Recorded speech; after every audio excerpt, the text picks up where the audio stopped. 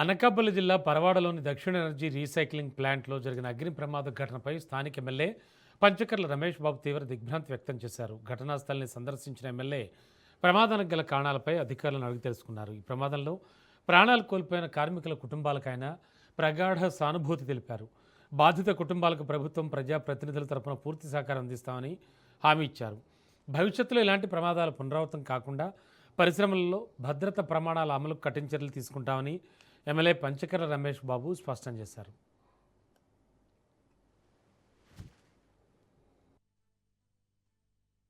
చక్కగా డ్యూటీ చేసుకుని తెల్లవారి ఇంకా 2-3 గంటల్లో డ్యూటీ దిగిపోయే పరిస్థితుల్లో ఇద్దరు ఇక్కడ చనిపోవటం, అది కూడా వయసులో ఉన్న యువకులు. ఒక వ్యక్తి అయితే మరీ బాధాకరం, 3 ఆడపిల్లలు, రెండో వాడికి ఇంకా పెళ్లి కాలేదు, 24 సంవత్సరాలు. కుటుంబాన్ని అంతా పోషిస్తున్న వ్యక్తులు. మేము తీవ్రంగా ఖండిస్తా ఉన్నాం. ప్రతిసారి ఇదే చెప్పడం కూడా బాధ అనిపించినప్పటికీ కూడా గౌరవ ముఖ్యమంత్రి గారు కానీ, గౌరవ ఉప ముఖ్యమంత్రి గారు కానీ సేఫ్టీ విషయంలోనూ, పొల్యూషన్ విషయంలోనూ రాజీ పడకుండా కార్యక్రమాలు తీసుకుంటున్నప్పటికీ కూడా కొన్ని చోట్ల ఇవి జరగటం మాకు కూడా చాలా బాధ అనిపిస్తా ఉంది. తప్పకుండా ఆ కుటుంబాలకి న్యాయం చేస్తాం. తప్పకుండా తగు చర్యలు అయితే తీసుకుంటాం.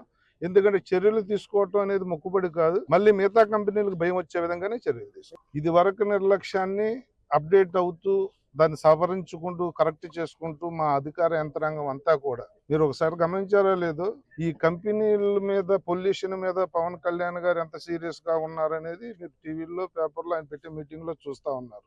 స్వయంగా ముఖ్యమంత్రి వచ్చి కంపెనీలను కబడ్డారని చెప్పి ఇక్కడ లాస్ట్ టైం వార్న్ చేసి కలెక్టర్ గారికి ఆదేశాలు ఇచ్చి, ఎస్పీ గారికి ఆదేశాలు ఇచ్చి మా అందరిని కూడా మోటివేట్ చేసిన విధానం చూశారు. ఎక్కడ కూడా రాజీ పడాలని కానీ, ప్రాణ నష్టం జరగాలని కానీ మేము అనుకోము, మీరు అనుకోరు. అట్ ద సేమ్ టైం కంపెనీలు కూడా అనుకో